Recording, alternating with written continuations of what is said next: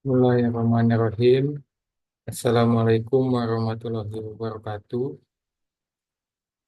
Yang saya hormati Bapak Joko Suharyanto selaku dosen pengampu mata kuliah Cyber Security Management. Pada kesempatan malam hari ini, saya akan memaparkan sebuah materi untuk memenuhi ujian tengah semester mata kuliah Cyber Security Management kelas MJ805. Sebelumnya perkenalkan Pak, nama saya Fauzi Nugraha. Untuk pembahasan kali ini ada 4 poin. Yang pertama, studi kasus UMKM startup atau organisasi yang pernah mengalami ancaman cyber. Yang kedua, analisis ancaman, kerentanan, dan dampak. Yang ketiga, strategi manajemen keamanan cyber yang realistis dan terjangkau. Serta yang terakhir, tantangan terbesar dalam implementasi keamanan cyber dan solusi bertahap.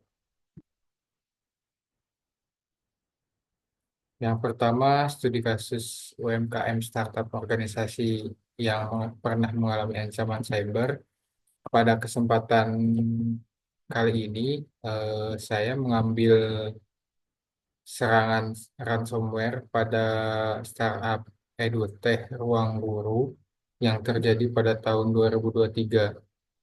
Singkat cerita, kasusnya pada awal tahun 2023, startup EduTech asal Indonesia, Ruang Guru, diduga mengalami insiden kebocoran data yang melibatkan informasi pribadi pengguna. Meskipun perusahaan tidak merinci secara terbuka skala serangan, laporan dari komunitas keamanan cyber seperti Darktracer dan Twitter Thread dari penelitian cyber mengindikasikan bahwa data pengguna dijual di dark web, termasuk nama, email, hingga riwayat pembelanjaan. Sistem yang digunakan oleh ruang guru itu sendiri adalah layanan cloud untuk hosting aplikasi dan basis data mereka, mengintegrasikan API dengan layanan pembayaran dan pihak ketiga, serta sistem login pengguna berbasis email dan autentikasi sederhana. Kelemahan yang terjadi dalam ruang guru tadi, yang pertama itu tidak menggunakan multi-factor authentication atau MFA untuk admin. Yang kedua, kemungkinan konfigurasi cloud storage yang tidak dienkripsi atau dibiarkan terbuka. Yang terakhir, kurangnya monitoring real-time terhadap aktivitas mencurigakan dalam jaringan internal. Inilah mungkin beberapa kelemahan yang menyebabkan serangan ransomware tadi. Selanjutnya, topik nomor 2 adalah analisis ancaman, kerentanan, dan dampak. Yang pertama, ancaman atau threats, itu ada 4 poin. Yang pertama, phishing, itu adalah email atau pesan palsu yang meniru lembaga resmi untuk mencuri kredensial. Contoh kasusnya, karyawan penerima email palsu dari pihak keuangan lalu mengklik link login palsu. Yang kedua, ransomware. Deskripsi dari ransomware itu sendiri adalah malware yang mengenkripsi data dan meminta tebusan. Contoh kasusnya yaitu data operasional dan database pengguna tidak dapat diakses tanpa membayar. Yang ketiga, eksploitasi API publik. Deskripsinya, API terbuka tanpa autentikasi yang dimanfaatkan untuk scraping atau akses tidak sah. Contoh kasusnya, penyerang menggunakan API publik untuk mencuri data pengguna. Yang keempat, yaitu pencurian kredensial. Penjelasannya, username dan password bocor di dark web akibat reuse atau kebocoran sebelumnya. Contoh kasusnya, kredensial admin digunakan untuk akses back-end aplikasi. Yang kelima, penyalahgunaan AI atau social engineering. Penjelasannya, deepfake suara atau video atau chatbot palsu yang menyamar jadi pimpinan atau klien. Contoh kasusnya, hacker berpura-pura jadi CEO lewat WhatsApp untuk meminta transfer uang. Untuk kerentanan atau vulnerabilities-nya ada 6. Yang pertama tanpa MFA, penjelasannya hanya mengandalkan password tanpa lapisan tambahan. Dampaknya dapat menyebabkan akses tidak sah ke akun penting. Yang kedua, pengelolaan hak akses buruk. Penjelasannya semua staf punya akses ke sistem sensitif tanpa batasan peran. Dampaknya data bocor secara internal tanpa terdeteksi. Yang ketiga, backup tidak aman atau tidak ada. Penjelasannya tidak ada backup online, offline, atau backup tidak terenkripsi. Dampaknya kehilangan data permanen saat terkena ransomware. Yang keempat, cloud misconfiguration. Deskripsinya, bucket storage terbuka tanpa autentikasi. Dampaknya, file sensitif bisa diakses atau diunduh publik. Yang kelima, tidak ada logging dan monitoring. Penjelasannya tidak mencatat aktivitas sistem dan tidak ada notifikasi saat ada kejanggalan.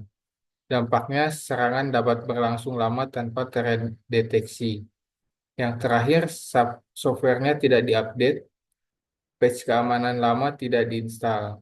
Dampaknya, celah keamanan bisa dieksploitasi langsung. Dampaknya ada 5. Yang pertama, secara operasional, sistem dapat down, platform tidak bisa digunakan oleh pengguna. Nilai dampaknya tinggi karena mengganggu layanan utama startup. Secara finansial, dampaknya dapat menyebabkan kehilangan pendapatan, biaya pemulihan, dan denda. Nilainya tinggi karena rugi besar, terutama bila ada denda dari regulator. Yang ketiga, dampak secara reputasi itu menyebabkan pengguna kehilangan kepercayaan. Nilai dampaknya sangat tinggi karena sulit dipulihkan, terutama untuk startup.